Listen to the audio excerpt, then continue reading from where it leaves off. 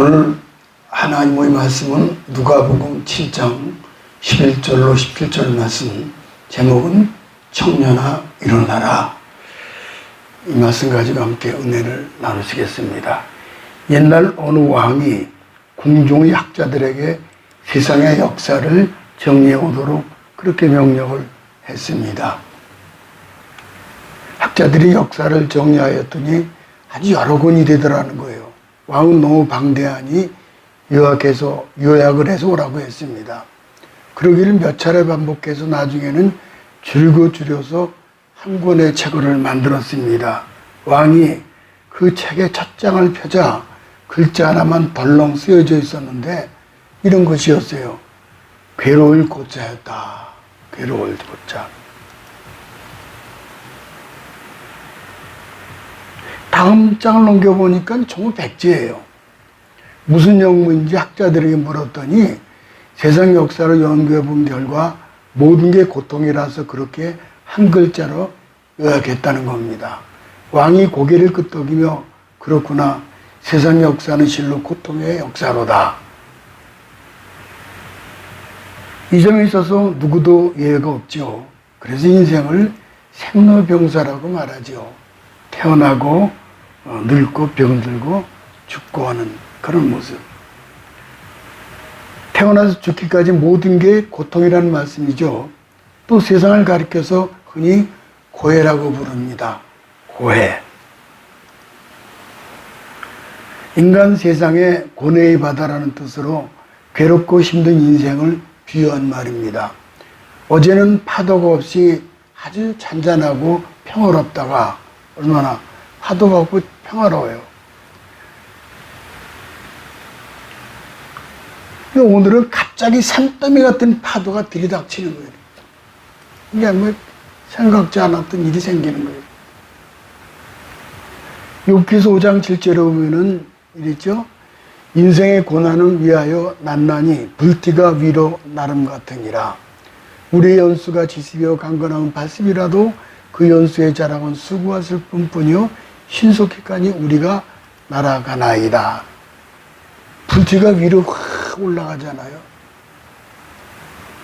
예수님께서 죽은 자를 살리신 이야기가 셋이 나오는데, 하나는 마가복음 5장 보면은 회당장 야이로의 딸을 살리신 이야기, 둘은 요한복음 11장에 나오는 마르다 마리아의 오라비 나사로를 살리신 이야기, 그리고 셋은 오늘 본문에 나오는 나인성 과부의 아들을 살리신 이야기입니다.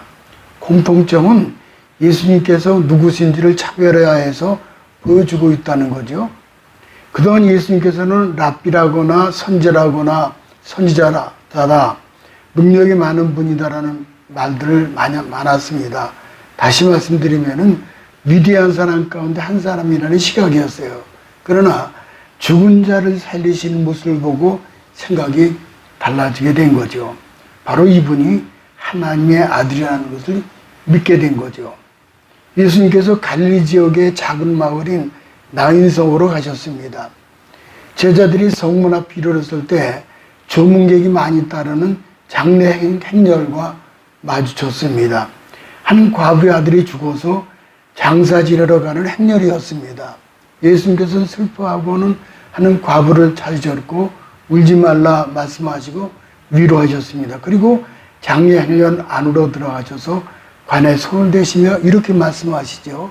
청년아, 내가 내게 말하노니 일어나라. 그 말씀 이후 죽었던 과부의 아들이 살아났죠. 이 광경을 지켜보던 모든 사람들은 놀랐습니다. 그리고 큰 선자가 우리 가운데 일어나셨다. 그렇게 예수님을 다시 보게 된 거죠. 첫 번째, 오늘은 나인성 과부를 불쌍히 여기셨죠. 나인성은 갈릴리 지방의 한 작은 마을입니다. 지도를 보면은 나사렛에서 성장하셨는데 나사렛 바로 근처가 나인성입니다. 나인이라는 이름은 헬라어로 사랑스러운, 즐거운, 아름다움 등의 뜻을 갖고 있습니다. 그 이름대로 경치도 좋고 기후도 좋은 지방인데 그런 곳에서 늘 편안하게 살면 얼마나 좋겠습니까? 그러나 인생이 그렇지 않아요. 적어도 그 나인성에 사는 한 여인의 이야기는 전혀 그렇지 않습니다. 12절에 보니까 이랬어요. 성문에 가까이 오실 때 사람들이 한 죽은 자를 메고 나오니 이는 그 어미의 독자여 어미는 과부라. 참 가슴 아픈 일이죠. 그 죽은 사람은 독자예요. 엄마는 과부예요. 여인은 일찍 남편과 사별을 했습니다. 아들 하나 키우면서 온갖 기대와 소망을 걸고 살았죠. 그런데 그 아들이 이제는 장성해서 의지하고 사랑할 만한데 그만 죽고 말았던 겁니다. 그때 어미의 심정은 어떻겠습니까? 당해보지 않은 사람은 아무도 모르죠. 너 어제 그 얘기를 들었어요. 저 요 앞에 치과 의사가 앞에 요거를 고쳐준 적이 있어요. 그래서 대구까지 가서 고쳐줬는데 그걸 수술하고 왔어요. 이렇게 이 의치를 갖다 붙이고 왔는데 지금 눈에 선해요. 얼마 안 됐죠. 불과 한 10년 전에 우리 교회 나오셨던 분이에요. 엄마, 아버지, 그 딸이. 그런데 우리 권사님이 안부를 좀 묻는데 보니까는 오라버니 어디서 근무하느냐 했더니 그 양산 삼성병원이 있습니다. 삼성병원. 근데 거기 치과 의사로 있다가 돌아가셨대요. 이 치과 의사가 명이 짧아요. 참. 아니, 어떻게 이렇게 치과 의사인데 좋은 거예요? 젊었죠, 뭐. 젊은. 그 당시 군의관이었었는데. 지금은 이제 제대해가지고 양산 삼성병원에서 근무하다가 그만 죽은 거예요. 부모가 돌아가시면은 땅에다 묻지만은 자식이 죽으면은 가슴에 묻는다 그러잖아요. 자식 떼놓고 돌아서는 어미는 발자국마다 피가 고인다. 뭐라 형언할 수 없는 아픔과 슬픔 가운데 휩싸여 있었을 것입니다. 더욱이 현실적으로 살 길이 막막하죠. 한번 마음속으로 그 장례 행렬을 그려보시기 바랍니다. 유대인의 장례 풍습을 기초로 상상해 보면은 이렇습니다. 관을 운구했다고 하는데 사실은 뚜껑이 없는 상여죠. 아들의 싸늘해진 시신을 보면서 차마 떠나보낼 수 없어서 매달리시피 하며 시신을 붙잡고 따라갑니다. 눈물이 주룩주룩 흐르고 또 흐릅니다. 그리고 마을 사람들이 같이 슬픔에 함께 길게 들어서 따라갑니다. 당시에는 아무리 가난해도 장례 때 애가를 연주하는 피리장이 몇 사람 고용을 합니다. 아마 그날도 그랬을 겁니다. 차량하고 구슬픈 장성국 피리소를 연주하면서 천천히 따라가는 거죠. 얼마 전까지도 우리도 시골에서 장례를 치르면은 상여를 메고 상여가를 선창하면은 후렴을 부릅니다. 우리 아버지도 그렇게 장례를 모셨어요. 똑같이 이 모습이에요. 그래서 그 선창하는 분이 상가를 부르는데 북망상천이 못하더니 내 집 앞이 북망이세. 예, 북망상천. 그리고 이제 받는 소리는 에요, 너와 넘자, 너와 너. 이러니. 참, 이거 수없이 들었죠. 이제 가면 언제 오나, 오실 날이나 알려줘. 그리고 에요, 너와 넘자, 너와 너. 모든 인생이 이런 모습이죠. 바쁘게 살아가느라 생각 없이 살아서 그렇지, 가만히 생각하면은 정말 인생이란 죽음을 향해 고통 중에 행렬을 지어가는 모습입니다. 죽음의 권세가 이끄는 죽음의 행렬인 것이죠.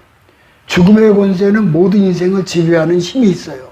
그리고 죽음의 권세는 바로 인간의 죄의 결과라고 성경은 말씀합니다. 로마서 5장 12절 가볼까요? 이러므로 한 사람으로 말미암아 죄가 세상에 들어오고 죄로 말미암아 사망에 왔나니 이와 같이 모든 사람이 죄를 지었으므로 사망이 모든 사람에게 이르렀느니라. 인류의 시조 아담의 범죄 이후에 모든 인생이 죄인이 되어서 그 결과 죽음이 모든 인간을 지배하게 되었던 것입니다. 로마서 6장 23절에 죄의 삭은 사망이라고 분명히 말씀하셨어요. 이런 죽음의 권세가 인간의 모든 삶을 지배함으로 불행과 고통의 구렁텅이로 끌어가고 있는 겁니다. 이렇게 강력한 죽음의 권세를 묘사하는 구절이 고린도전서 15장 55절에 56절에 있습니다. 사망아 너희 이기는 것이 어디 있느냐? 사망아 너희 쏘는 것이 어디 있느냐? 사망에 쏘는 것은 죄요, 죄의 권능은 율법이라. 이 사망이 3번이 나왔어요. 이 구절에 쏘는 것은 독침을 얘기합니다. 마치 독침을 쏘아서 고통 가운데 넘어뜨리는 것을 묘사하고 있죠. 이런 죽음의 권세가 일평생 인생을 따라다니며 괴롭히는 겁니다.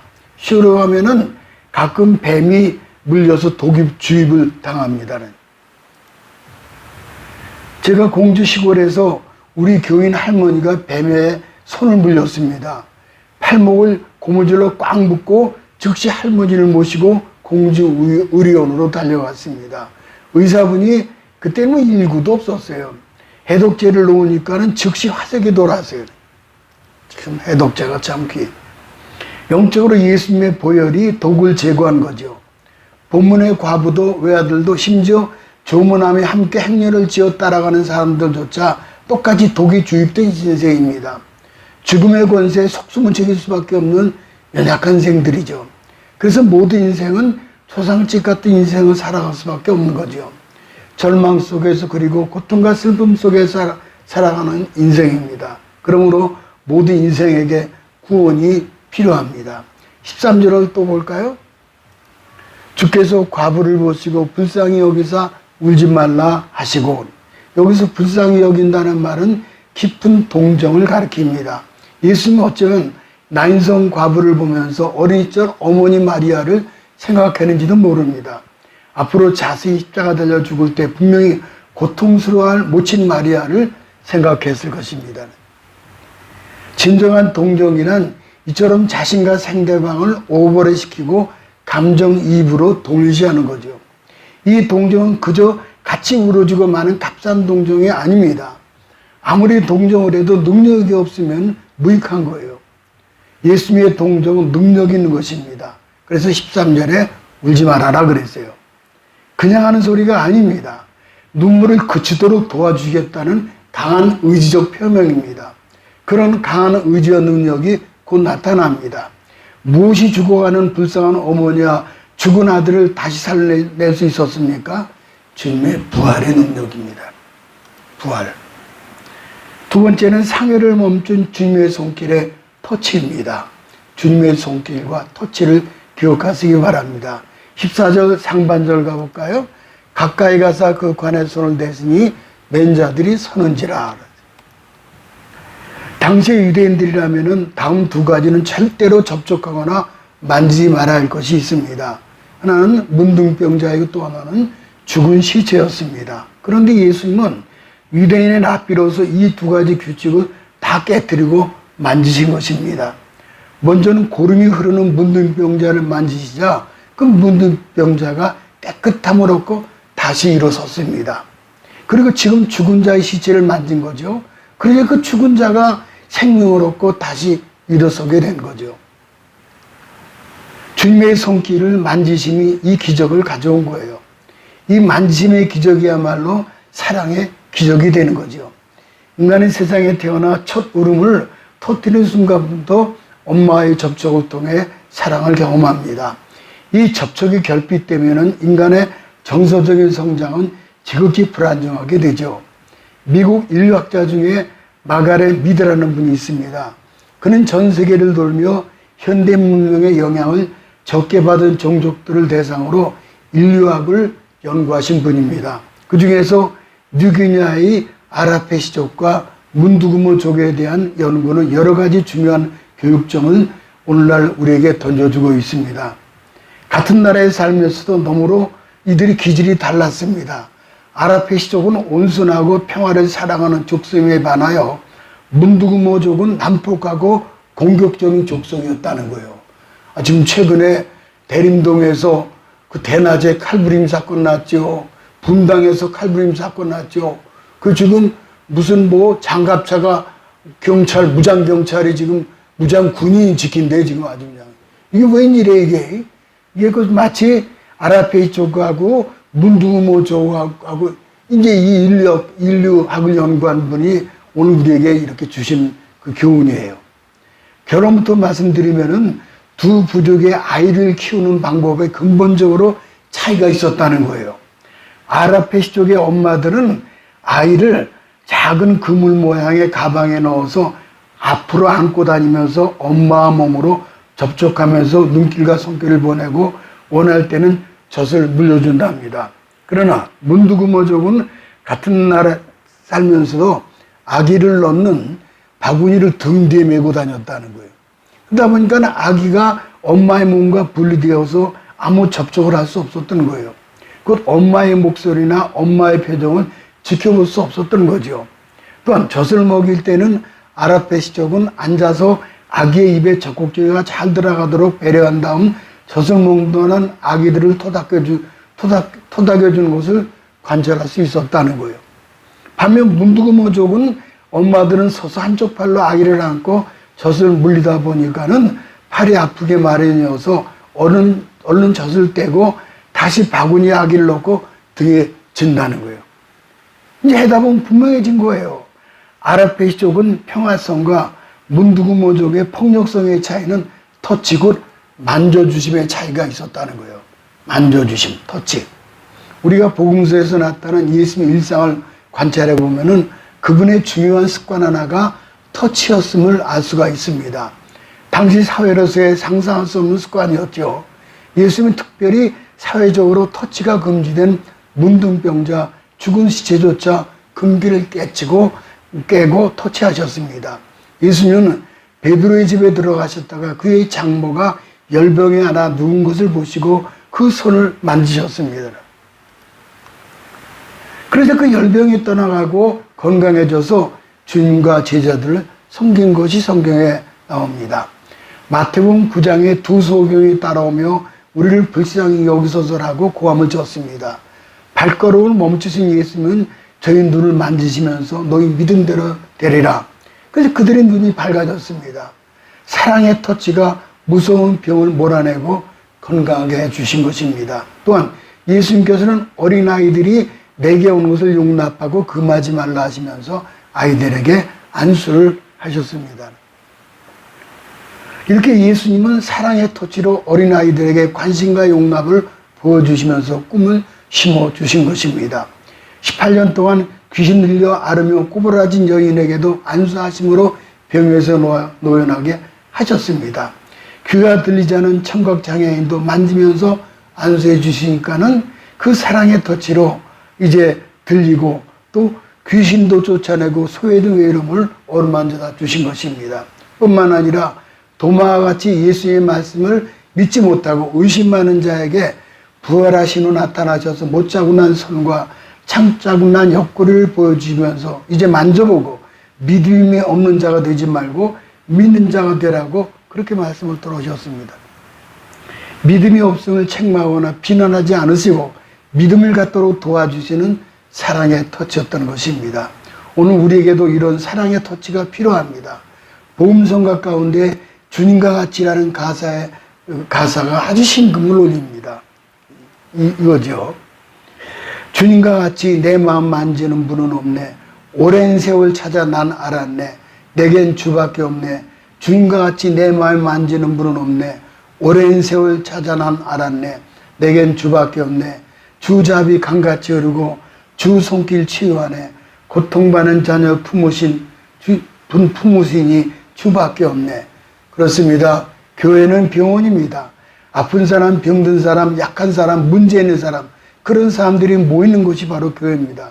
그래서 우리 주님은 누가복음 5장 31절에 보면은 예수께서 이르시되 건강한 자에게는 의사가 쓸데없고 병든 자에게나 쓸데있나니 내가 의인을 불러놓은 것이 아니요 죄인을 불러 회개시키러 왔노라 그러셨어요. 우리 모두 병든 사람, 약한 사람, 문제 있는 사람들입니다. 그래서 영혼과 육체의 의사이신 주님이 필요한 거죠. 이 예수님의 손길이 바로 인생의 소망입니다. 구원입니다. 이 시대에 죽어가는 청년들의 희망입니다. 우리의 자녀들이 희망이죠. 우리 자녀들 위해서 아무것도 해줄 수 없을 때 이렇게 주님의 손길을 구해야 합니다. 내 마음 만지는 분은 없네. 오랜 세월 난 찾았네. 내겐 주밖에 없네. 주 자비 강같이 흐르고 주 손길 치유하네. 고통받는 자녀 품으신 이 주밖에 없네. 주님 저는 아무것도 할 수 없습니다. 이 연약한 육신을 만져 주시옵소서. 마지막 세 번째, 청년아 내게 말하노니 일어나라. 14절을 가볼까요? 예수께서 가라사대 청년아 내가 네게 말하노니 일어나라. 무엇이 청년을 살렸습니까? 성경 말씀이죠. 단순히 도덕 강론이 아니며 새로운 이데올로기의 처방이 아닙니다. 말씀이 살린 거예요. 하나님 말씀이 처방이고 하나님 말씀이 해답이었습니다. 아마 어떤 분 도대체 말씀이 모르기에 그렇게 반문할지도 있을 것입니다. 성경 하나님께서 바로 이 말씀으로 만물을 창조하셨다라고 말씀하십니다. 만물을 창조하신 거예요. 그리고 한 걸음 나가서 만물을 붙들고 섭리하신다고 성경은 말씀하고 계시죠. 그리고 동일한 이 말씀으로 죄인이 인생을 새롭게 다시 지어주시죠. 예수님이 요한복음 5장 22절에 이 말씀이 죽은 자들을 다시 살리신다라고 선포하셨죠. 요한복음 5장 25절 가볼까요? 진실로 너희에게 이르노니 죽은 자들이 하나님 아들의 음성을 들을 때가 오나니 곧 이때라. 듣는 자는 살아나리라. 요한복음 11장에 죽은 청년이었던 나사로를 향해서 나사로야 나오너라 말씀하셨죠. 나사로야 나와. 그때 나사로가 무덤에서 나오잖아요. 나사로는 무덤을 열고 나왔죠. 그리고 오늘 본문에서 이제는 죽은 청년을 향해서 말씀하십니다. 청년아 내가 네게 말하노니 일어나라. 그리고 청년은 살아서 일어났죠. 마가복음 5장에 회당장 야이로의 어린 딸이 죽었을 때 예수님께서 달리다 꿈 소녀야 일어나라. 그렇게 했더니 아이가 일어나죠. 마가복음 5장에 보면 그랬죠. 그의 말씀으로 장년도 청년도 소녀도 다 일어났습니다. 영적으로 죽은 자가 다시 살아난 사건도 마찬가지로 육체의 부활 역시 큰 기적임에 분명합니다. 하나님과 관계가 단절된 채 하나님 없이 살던 영혼들에게 말씀이 들려오는 순간 사람들이 예수를 구주로 믿고 하나님 아버지로 부르며 새로운 인생길을 걷는 거지요. 이것이 바로 영혼의 부활이요 육체의 소생이 되는 겁니다. 영혼이 살면은 육체가 삽니다. 문제는 직장이 아닙니다. 문제는 다시 사는 거예요. 사람이 떡으로 살 것이 아니요 하나님 말씀으로 살 것이라고 말씀하셨습니다. 그러므로 이 땅의 청년들이요 주님의 말씀이 들려와야 하는 것입니다. 그렇게 말씀이 하도록 기도하시기 바랍니다. 그렇게 되면은 초상집에서 예수 그리스도 인해서 잔치 같은 인생으로 변화가 되는 거죠. 예수님이 그 놀라운 능력으로 죽었던 아들이 살아났으며 그 어머니가 얼마나 좋았겠습니까? 일순간에 사망에서 생명으로 옮겨진 거예요. 예수님 말씀하신 그대로 보죠. 요한복음 5장 24절에 오니까는 내가 진실로 너희에게 이르노니 내 말을 듣고 또 나 보내신 이를 믿는 자는 영생을 얻었고 심판에 이르지 아니하나니 사망에서 생명으로 옮겼느니라. 예수가 마주친 장래해열 죽음의 행렬은 이제는 생명의 행렬로 바뀐 거예요. 축복의 행렬로 바뀌어진 거죠. 나인성 과부의 아들 마을 사람들도 모두 다 환호성을 지르며 예수님을 앞세우고 나인성으로 들어갑니다. 그리고 여인의 집에서 큰 잔치를 벌이는 거예요. 한마디로 말씀드려서 초상집이 잔치집이 되는 것이죠. 그렇습니다. 예수님을 만나면 절망 중에 있던 사람도 소망을 갖고 새롭게 인생을 시작할 수가 있습니다. 도모다카 시모치라는 일본인 사회사업가가 일화가 있습니다. 그는 사형수로 북해도 탄광으로 보내져서 거기서 일을 했습니다. 하루는 면회를 온 사람이 있었습니다. 늙은 어머니였는데 만나기 싫어서 그냥 가라고 합니다. 어머니는 보따리 하나를 주면서 이것을 받아라. 어머니가 가신 후 풀어보니까는 성경책이 들어있는 거예요. 바이블이. 이런 말씀이 들어있는 거예요. 짜증을 내며 방 한 구석에 처박아 놓았습니다. 근데 며칠 후 방을 함께 쓰는 사람들이 빈정대면서 성경을 한 장 뜯어가지고 담배를 말아 피우더라는 거예요. 그래서 어머니가 불언천리하고 갖고 오신 건데 그래서 호통을 치며 성경책을 빼앗았습니다. 어머니는 뭐가 좋아서 이 성경에 빠졌는가 싶어서 성경을 읽기 시작을 합니다. 그러던 어느 날 성경을 가지고 탄광 갱도에 들어가 일을 하다가 점심시간이 됐습니다. 그래서 슬그머니 빠져나가 다른 갱도로 옮겨갔습니다. 그건 성경 읽고 싶었던 것입니다. 근데 얼마 꽝 하는 소리가 나고 그 갱도가 무너져서 30명이 모두 즉사하고 말았습니다. 다 몰사한 거예요. 한 명도 남김이 다 죽었어요. 그는 거기서 하나님이 살아계심을 깨달았습니다. 결국 예수님 영접하고 했고 그는 새 사람이 되었습니다. 모범수로 인정받고 감형이 되어서 마침내 추록을 했습니다. 고향에 돌아가 보니 이미 어머니는 벌써 세상을 떠났습니다. 돈을 많이 벌자 어머니를 생각하면서 양몽과 학교를 세웠습니다. 후에 일본 정부가 수여하는 교육과 사회사업 대상을 받았습니다. 무엇이 그를 변화시켰습니까? 바로 예수 그리스도가 되는 거죠. 부디 청년아 일어나라는 음성과 우리 마음과 육체를 만져주실 때 치유의 은혜가 일어나기를 주님의 이름으로 축복합니다. 오늘 이렇게 이 여인처럼, 이 청년 여인처럼 손을 얹고 하나님 앞에 기도하는 시간을 갖습니다.